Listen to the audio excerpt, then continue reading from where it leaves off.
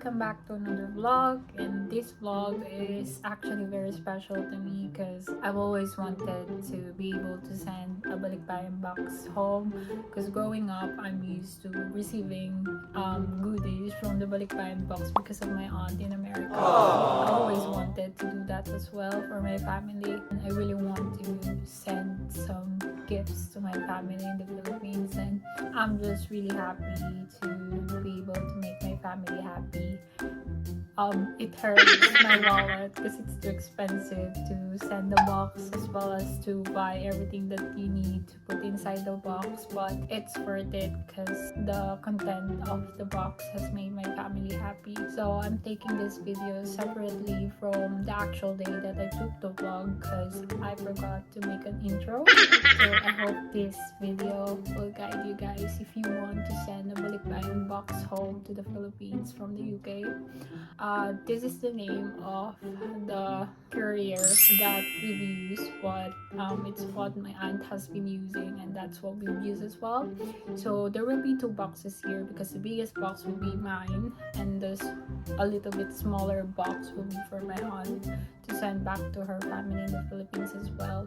I think this is the price of the box for 2 of them, for medium and large box, I think. So that's the price of it. I hope you enjoyed this vlog, guys.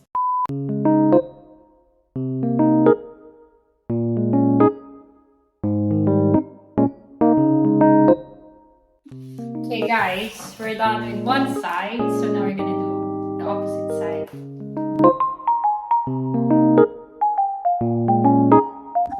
Okay guys, I'm done. So now I'm gonna use duct tape to make sure that it's gonna be secure and that the contents of this box is not going anywhere. Start in the middle.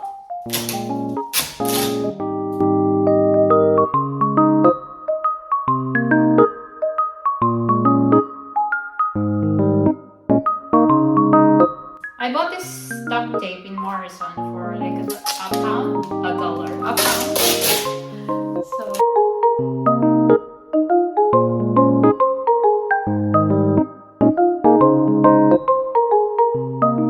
it's done, guys, finally. So bibili ako ng duct tape maybe tomorrow or the next day, and then papawalan ako ng duct tape to save this.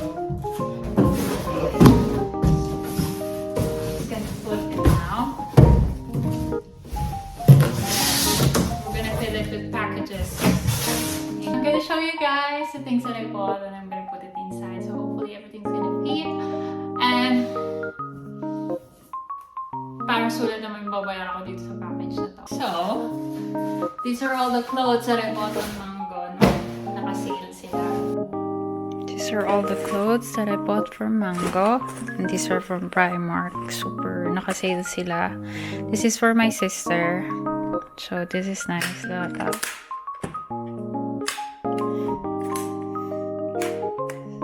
Calculator. So this is really nice. Would like this for myself when I was younger, but can't afford that. So these are some of the clothes. Yeah.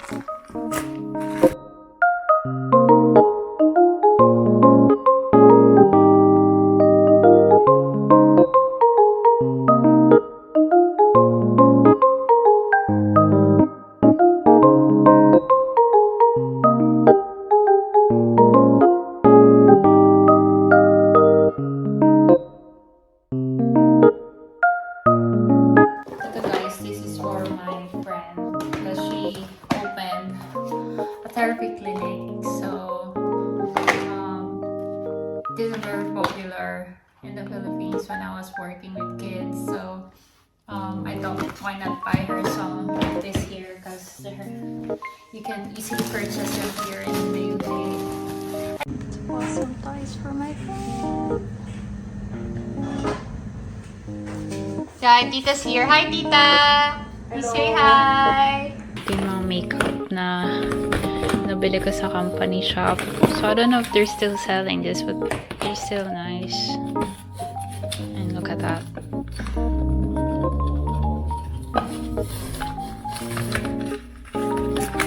Some lipstick.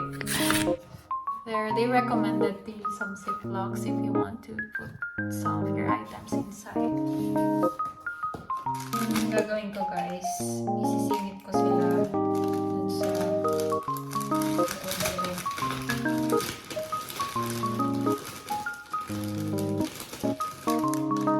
some makeups that I bought from the company shop here. This is what I'm gonna do. I'm gonna put it in the middle.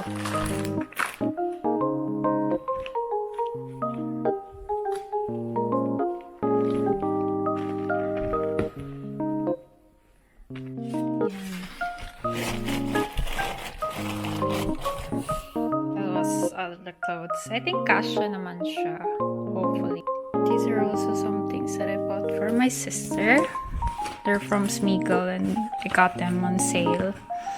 These are some chocolate. Oh, these are some candies. Ayan. It's para sa kaartehan.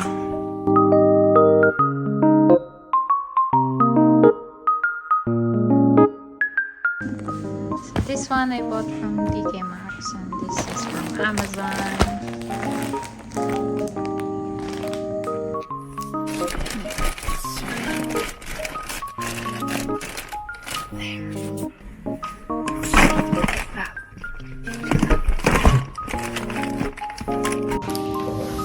Hi guys, so I'm just making sure that this container are not gonna leak, so hopefully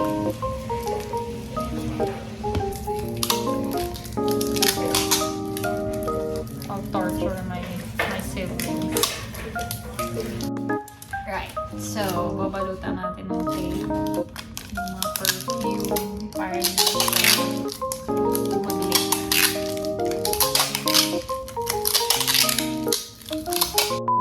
Hi guys, so I'm here at Tesco and kakatapos ko lang mag-work. I feel so embarrassing in video here guys. I'm so haggard, I'm so sorry. But I'm here, I'm buying things that I need to add on to the Balikbayan box kasi sayang naman, it's expensive and they're only gonna receive it like once every 2 years. So it's better to just buy everything now and then worry later. So now these are the things that I bought. Let me just show you. So far, these are the things that I bought. So, ayan, mga cereals, and then chocolates. I'm planning to take taxi later because I don't want to walk anymore carrying this heavy baggage. So, magta-taxi na lang ako. Oh my god, I'm so haggard. Ayun, I'm so haggard guys kasi kakagaling ko lang sa work and tomorrow I'm working again and I have to finish loads of paperwork later when I get back home. So, I'll show you around guys kung ano pa yung mga mamibili ko dito, okay? So, multi-serve. I'm gonna take 5, 4, and then crispy. So guys, I forgot to take video, but I also bought some Colgates in here. So they're only 98 pounds each. That's around 68 pesos. So, kabutin ako ng 100 pounds.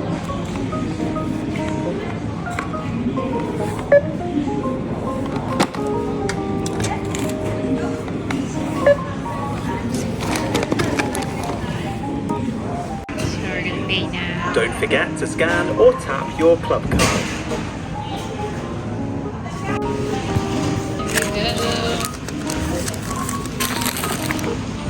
A few moments later.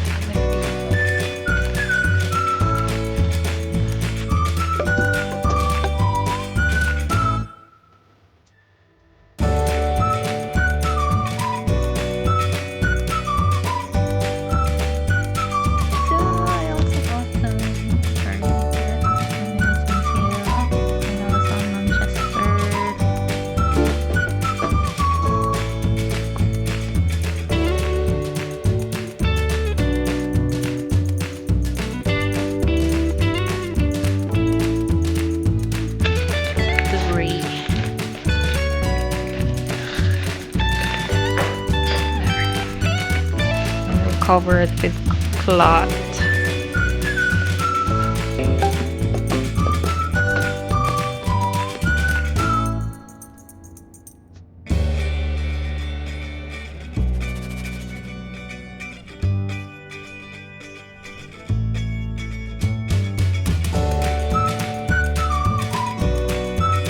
These are the shoes.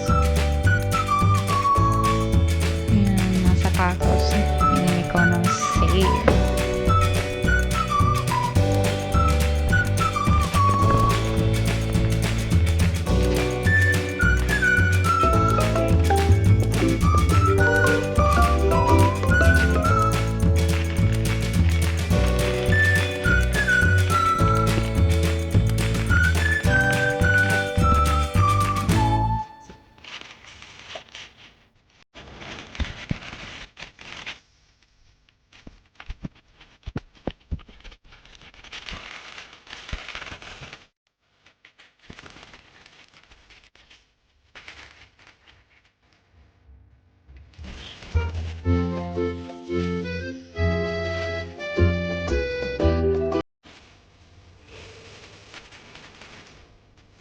Okay, finally it's done. Sorry guys, I wasn't able to vlog how I taped the upper part because I'm too preoccupied by finishing it. So I'm not sure if I'm gonna tape on this side.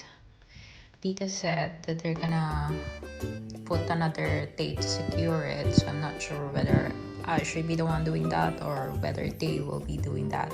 As you can see, I can't move it because it's heavy. So achievement for me. I'm gonna show you guys once I pick up this package. Okay, 2,000 years later. guys, so this is a package, guys. Tomorrow they're gonna pick it up here at home.